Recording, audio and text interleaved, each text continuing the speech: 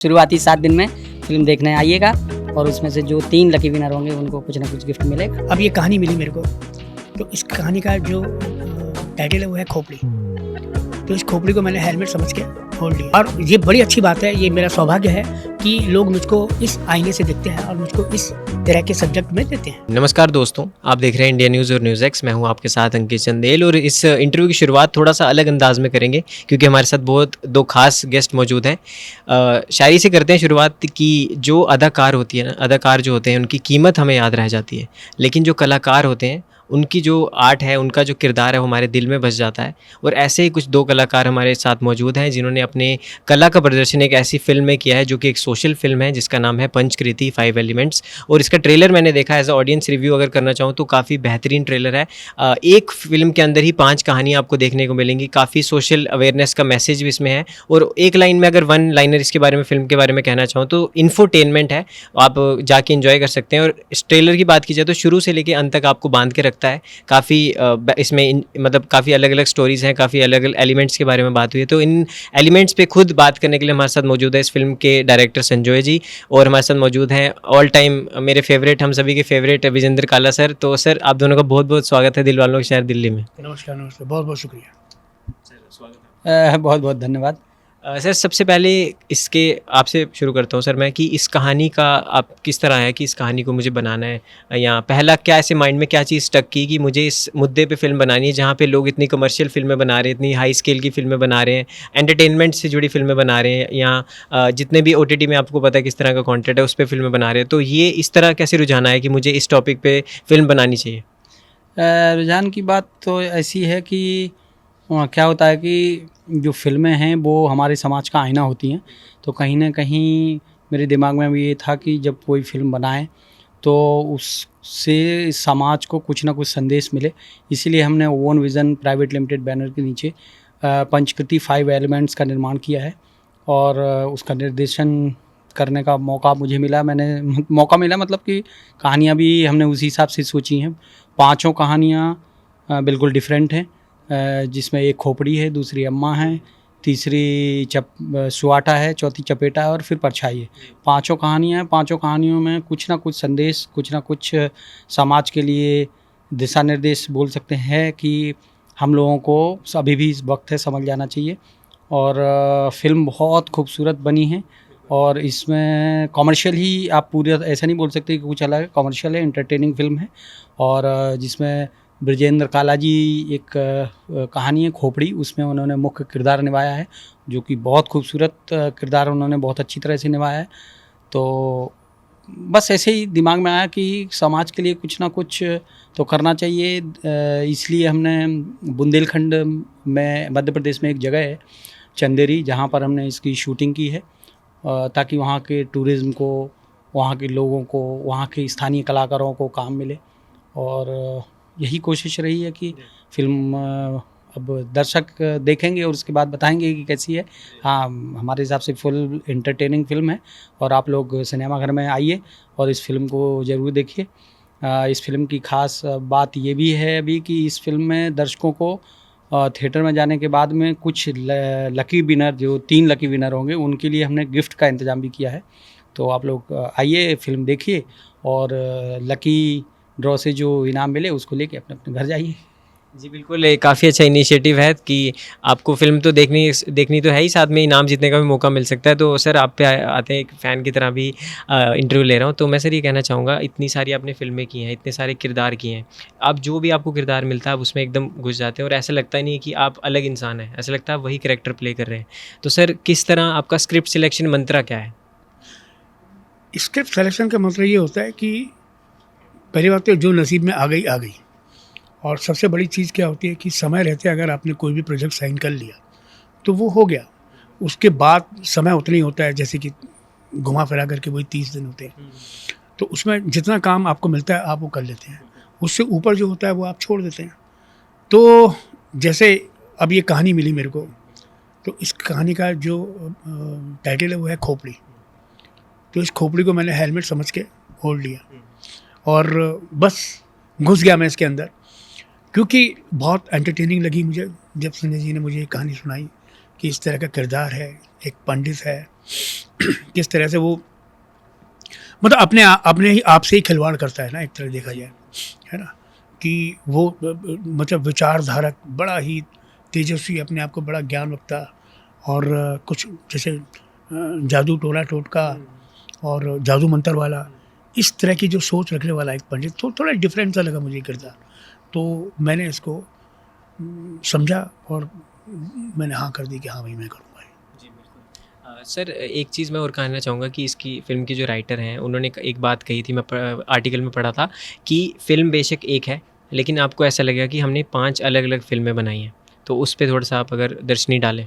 हाँ definitely, film तो एक ही है लेकिन जो एलिमेंट्स हैं वो 5 हैं। तो आप जब देखने आते हैं तो एक में आपको 5 मिलती हैं ना, एक के साथ 4 फ्री है कि नहीं। तो वो है, तो वो गिफ्ट मिलेगी ऑडियंस को, वो बिल्कुल डेफिनेटली अलग चीज़ है। एक फिल्म ख़त्म होती है, दूसरी स्टार्ट होती है, वो अलग तरह की है, तीसरी और अलग तरह की है। वुमेन, महिला, उनको समाज में उनकी क्या स्थिति है, उनको इस ग्रामीण आंचल में उनको हम किस नज़रिए से देखते हैं, उनका वर्चस्व क्या है, नारी शक्ति किसे कहते हैं, है ना। तो ये सारी चीज़ें जो है आपको डिफरेंट फिल्मों में दिखाई देगी। और इसका मतलब मेन जो सेंट्रल है वो यही है कि जो हम नारी प्रेरक होकर चल रहे हैं। जितनी भी कहानियाँ हैं वो पूरी तरह से मतलब इनको नारी शक्ति के ऊपर है, उनकी प्रेजेंटेशन है कि ना, कि उनको हम किस तरह से किन विचारों के लिए चलते हैं। जी सर, जो इस तरह की फ़िल्में होती हैं जैसे फ़िल्में, भारत में काफ़ी कम ऐसी फ़िल्में हैं और इनको एंथोलॉजिकल फ़िल्में कहा जाता है अगर थिएटर की भाषा में अगर कहा जाए। तो सर इतने बड़े-बड़े जो है प्रोजेक्ट आपके पास भी आ रहे होंगे, इतने हाई स्केल आपने पहले भी किए हैं। तो काफ़ी कॉमेडी वाले जॉनरा या काफ़ी कॉमर्शियल जैसे पीके थी, इस तरह की कई सारी फ़िल्में। तो उन सब से हट के आपने इससे पहले 2 फ़िल्में की हैं, एक तो जनहित में जारी और उससे पहले आपने मेरे देश की धरती जिसमें दिव्येंदु थे। तो वो भी सोशल फ़िल्म थी दोनों। तो आप पर्सनली भी एज़ अ ह्यूमन बीइंग आप सोशल अवेयरनेस को फैलाते हैं या किस तरह से आपका रहता है कि अगर मैं एक समाज का आईना हूँ तो मैं उसको पूरा काम करूँगा? अब इसका क्रेडिट मैं बड़े आराम से ले सकता था कि हाँ मैं सोच के बिल्कुल इसी तरह की फिल्में करता हूँ, ऐसा नहीं, ये हो जाता है ना। और ये बड़ी अच्छी बात है, ये मेरा सौभाग्य है कि लोग मुझको इस आईने से देखते हैं और मुझको इस तरह के सब्जेक्ट में देते हैं, है ना। तो ये मेरा सौभाग्य है कि मतलब इस तरह से काम मुझको मिलता है, और जब वो मैं कर लेता हूँ तो मालूम पड़ता है कि कोई ना कोई पर्पज़ के लिए है ना। सर मैं ये पूछना चाहूँगा कि इसकी जो आपने बताया बुंदेलखंड ज़िले के चंदेरी गांव में इसको शूट किया गया है, तो वहाँ की सर कुछ मेमोरीज़ हैं, कुछ ऐसी दिक्कतें आई वहाँ पे शूट करने में, या वहाँ के लोगों के साथ किस तरह का आपका व्यवहार था, कैसा प्रेम मिला या किस तरह का उनका पूरा व्यवहार? नहीं, उनका तो पूरा भरपूर सहयोग मिला है। चंदेरी की जनता बहुत ही अच्छी जनता है, उन्होंने पूरा सहयोग दिया हुआ है। और आप बोल सकते हैं कि बुंदेलखंड में इसलिए हमने शूट किया है कि बुंदेलखंड बहुत ही संस्कृति और सांस्कृतिक धरोहर को समेटे हुए हैं। हम बुंदेलखंड में सिर्फ झांसी की रानी के बारे में जानते हैं, लेकिन वहाँ खूबसूरत लोकेशंस हैं, बहुत अच्छे अच्छे एक्टर हैं, जो कि वहाँ के कुछ एक्टरों ने इस फिल्म में भी काम किया है। तो इस वजह से वो खूबसूरत लोकेशंस के साथ में एक फ़िल्म भी बहुत खूबसूरत बन गई है। जी सर, एक ना आप बुंदेलखंड के बारे में हमारा ऐतिहासिक ट्रेडिंग सेंटर भी रहा है बुंदेलखंड, अगर हिस्ट्री की बात की जाए, और वहाँ की सिल्क की साड़ियाँ बहुत फेमस है। तो मैम के लिए लिया आपने साड़ी? हाँ, चंदेरी साड़ी तो कह रहा हूँ, बिना चंदेरी साड़ी के तो कुछ हो ही नहीं सकता। चंदेरी साड़ी बहुत ही फेमस है, जो कि विदेशों तक चंदेरी साड़ियाँ जाती हैं। तो बिल्कुल हमारे वाइफ के पास भी कई चंदेरी साड़ियाँ हैं, और बिना उसके तो चंदेरी पूरा हो ही नहीं सकता है। सर मैं पूछना चाहूँगा, ये जो सोशल टैबूज़ हैं या जिस तरह आपने थॉट प्रोवोकिंग नेचर दिखाया लोगों का कि किस तरह से वो जो हमें करैक्टर में भी देखने को मिला है, तो आपने खुद महसूस किया है कभी कभी अपने आसपास कि इस तरह के लोग सच में हमारे, क्योंकि ऐसे लोगों पे तभी कहानी बनती है क्योंकि हम इनको ऑब्जर्व करते हैं। नहीं, ऐसा नहीं है कि ऑब्ज़र्व करते हैं, लेकिन ये है कि भले ही हम कितना भी कह लें कि कोई ना कोई नहीं, कोई शक्ति नहीं होती, लेकिन ये 100% श्योर है कि हम सबको चलाने वाली कोई ना कोई शक्ति है। और इसका ध्यान रखते हुए हमने इसमें कोशिश की है कि हम माने या ना माने, लेकिन कोई शक्ति हमें चला रही है। जी, बिल्कुल सही आपने बोला। सर एक मैं आपसे ना पर्सनल मेरा क्वेश्चन था ये पूछना कि सर आपने मतलब फ़िल्म सेट के क्वेश्चन है कि आपने सुशांत सिंह राजपूत के साथ काम किया हुआ है 2-3 फ़िल्मों में। तो काफ़ी लोग अपनी अलग-अलग स्टोरी बताते हैं कि वो ऐसे थे, लेकिन आपके हिसाब से वो एज़ अ ह्यूमन बीइंग कैसे थे? मतलब मैं क्योंकि मैं भी उनका फ़ैन हूँ तो उस सुशांत साथ मैंने एक ही फिल्म की, धोनी, और पीके में भी उनका था। धोनी में, हाँ, पर साथ में नहीं था। अच्छा, पीके में तो काई पोचे में भी था सर? मैं नहीं था उसमें, है ना। तो धोनी की थी मैंने, और बस एक ही मोमेंट था इस तरह का कि जब वो, मैं कमेंट्री करता हूँ और वो फील्ड में होता है, और जब हम लोग एक खाली वक्त में बैठे थे, तो मुझे इतना याद है कि मतलब कि सुशांत की इच्छा थी कि वो लवर बॉय प्ले करे, है ना। उसका ये था कि मतलब कि ये जो इस तरह की जो फिल्में हैं जिनमें आपको किसी किरदार को जीना होता है, वो भी जीवित किरदार, है ना, धोनी को परफॉर्म करना। और उसके बाद उसने जैसे वो जासूस एक फिल्म की थी, है ना, वो थी। तो उस तरह के किरदार, ब्योमकेश बख्शी, है ना, इस तरह की फिल्में उन्होंने की। और लेकिन एक जो हमारे यहाँ होता है ना, हर कलाकार एक जो हीरो है जो कि मतलब दिखने में सुंदर हो, सब कुछ हो, तो उसके भी मन में था कि वो प्ले बॉय की भूमिका अदा करे इस तरह से। सर ये पूछना चाहूँगा कितना मज़ा आया बुंदेलखंड में शूट करके और किस तरह का वहाँ पे माहौल था? उसकी पहली बार किसी ऐसी फ़िल्म, बड़ी फ़िल्म, बड़े पर्दे पे बुंदेलखंड की ब्यूटी को, मध्य प्रदेश की ब्यूटी को दिखाया गया है। इससे पहले काफ़ी बाकी साइड्स दिखाई थी लेकिन इतना अच्छे तरीके से नहीं दिखाया। और स्त्री 2 भी अब चंदेरी में शूट होने वाली है। और वो पहले भी वही हुई थी। हाँ, मतलब उसका जो और तरह से पहले तो डार्क साइड एक दिखाई थी लेकिन अब उसकी खूबसूरती हाँ हाँ, नहीं जो भी है, चंदेरी में पहले भी कर चुका हूँ। जनहित में जारी मैंने चंदेरी में की थी, उसके बाद ये मैंने चंदेरी में की, और एक फिल्म और की थी बीच में मैंने, वो भी चंदेरी में की थी। चंदेरी, भोपाल, इस तरह मतलब एमपी के भांति भांति के जिसे कहते हैं शहरों में काफ़ी काम कर चुका हूँ, और काफ़ी मेरा आना जाना रहा है। और एक सुंदर शहर, और मेरी सिस्टर जो है वो मऊ में रहती है, वो भी वहीं एमपी में ही है एक तरह से। तो मैं काफ़ी मतलब बहुत फैमिलियर हूँ मैं उस जगह से। जी सर, पूछना चाहूँगा 1990 से शुरुआत की थी आपने करियर की, अब 2023 चल रहा है, तो सर कभी 2 AM थॉट्स आप करते हो कि मैंने यहाँ से शुरुआत की, अकेले बैठ के ऐसे की कुर्सी पे, कि मैंने कहाँ से शुरुआत की थी और आज मैं कहाँ हूँ? करना भी नहीं चाहिए कभी। उसमें क्यों जाते हो आप? जो चल रहा है उसको संभालना मुश्किल है, पीछे चले गए आप, है ना। मतलब नहीं पूरी ये वो पूरी जर्नी, इंटरव्यू जब भी होता है ना, तो सब पूछते हैं कि आप अपनी जर्नी बताइए।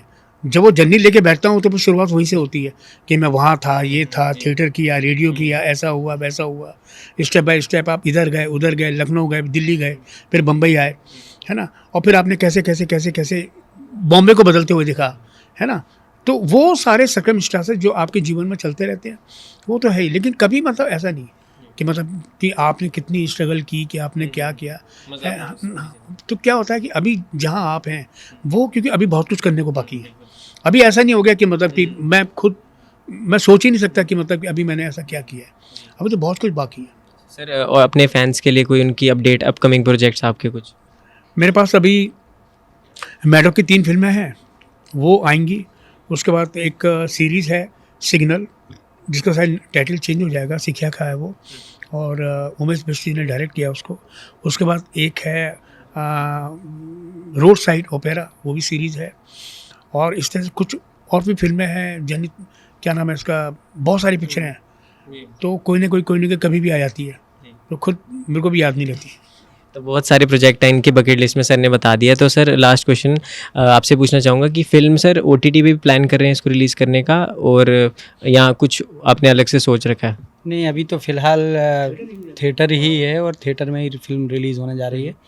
और भगवान ने चाहा तो सब कुछ अगर ठीक रहा, सब चीज़ें अच्छी तरह से रही, कोई, क्योंकि आजकल बाढ़, पानी, ये सब प्राकृतिक आपदा का मतलब ना आए, तो बस हम चाह रहे हैं कि फ़िल्म थिएटर में ही रिलीज़ हो और लोग भरपूर आनंद उठाएं इसका, और बस प्राइज जीत के हाँ, 3 लकी विनर शुरुआती 7 दिन में फिल्म देखने आइएगा, और उसमें से जो 3 लकी विनर होंगे उनको कुछ ना कुछ गिफ्ट मिलेगा, लेके जाइएगा।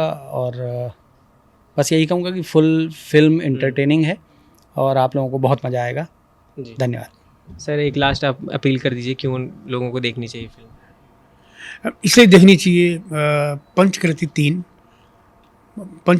3 कर रहा हूँ, इसका मतलब 3 है नहीं, पंचकृति, मैं पंचकृति 3 बोल रहा हूँ कि इसका मतलब 3 3 2 पार्ट्स हो रहने वाले, इसका मतलब तो पंचकृति इसलिए देखनी चाहिए क्योंकि इसमें जो हमारे भारत का जो असली स्वरूप है, जो गांव का परिवेश है, उसकी सुगंध, उसकी हवा और जो प्राकृतिक सौंदर्य इस फिल्म के अंदर है, वो आपने, मुझे लगता है कि शायद बहुत पहले कभी देखा होगा तो देखा होगा, लेकिन आज की तारीख में जितनी सुंदरता, जितनी खूबसूरती और जितना माहौल जो ग्रामीण परिवेश है वो देखने को मिलेगा। तो इसलिए पंचकृति प्लीज़ देखिए। अभी फ़िलहाल 4 अगस्त जी। तो दोस्तों 4 अगस्त को फिल्म रिलीज़ हो रही है। आपने दोनों से सुन लिया क्यों फिल्म को देखना चाहिए, तो आप ज़रूर जाइएगा 4 अगस्त को। अपने नज़दीकी और दूर के दोनों के सिनेमाघरों में जाके देख सकते हैं और सबसे इम्पोर्टेंट बात है इनाम भी जीत सकते हैं। तो चाहे इनाम के लिए देखिए पर देखिए ज़रूर, क्योंकि बहुत बेहतरीन फिल्म है और ट्रेलर आप ज़रूर देखिए अगर आपने नहीं देखा। 4 अगस्त को जाके फिल्म देखिएगा। इस एपिसोड में दोस्तों इतना ही। अगर इंटरव्यू अच्छा लगा हो तो ज़रूर लाइक कीजिएगा। धन्यवाद दोस्तों।